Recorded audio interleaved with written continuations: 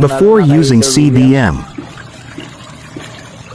Kung napapansin nyo, ang palay na ito is tinamaan daw ito ng herbicide kasi nga nung nag-spray dito parang umilapon sa hangin kaya yung ibang porsyon nito naninilaw-dilaw at saka gagamitan natin ito ng CBM. Tingnan natin kung ano ang magiging resulta kasi nga herbicide oo, no? So ganito yung appearance, tapos papa-applyan natin ito mamayang hapon. Saka balikan natin sa susunod na linggo kasi alam naman natin na mabilis yung natin sa CBM. No? So ito po yung appearance. Yan. Napakadilaw. Okay? After using CBM, So good morning po. Pinasyalan na natin ulit yung area na kung naalala nyo yung area na ito. Ito yung palay na tinamaan ng Roundup. Saka ito yung yung may-ari, yan. Natutuwa siya dahil sa power ng CBM natin is ito, tingnan nyo. May mga dilaw pa rin pero ang kagandahan nakabitbit pa rin ng bunga, no? May mga dilaw pa rin pero wala, no effect si herbicide. Yan.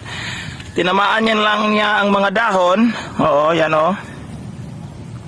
Pero hindi niya talaga napatay, no? Parang bumalik yung ng dahon, sigla ng dahon. see the differences.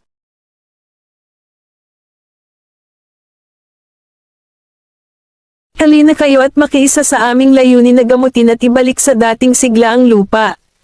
Dahil sa WRM, huwag rito magsasaka. Good morning, ka-farmers, ka-familia.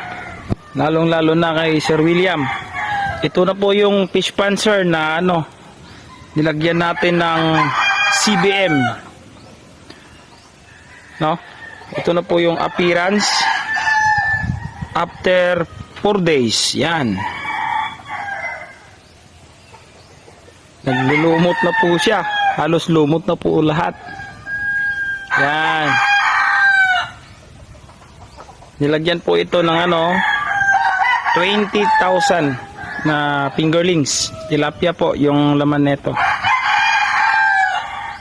Tsaka ang update ng may-ari is nasa lang daw 50% yung expected yield niya. Feeding po yung nila dito. Tsaka malaking tulong po itong lumot na na-produce ng CBM natin. CBM Aqua. Yung kulay blue po na label.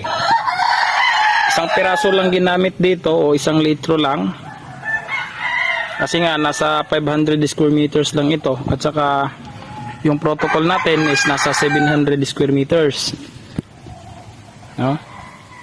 So yan na po yung appearance. Sobrang ganda. In just 4 days only, ganito na po yung nangyari.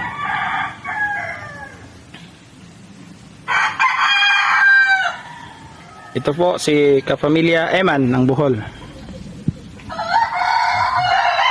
Nagsasabing CBM napakagaling.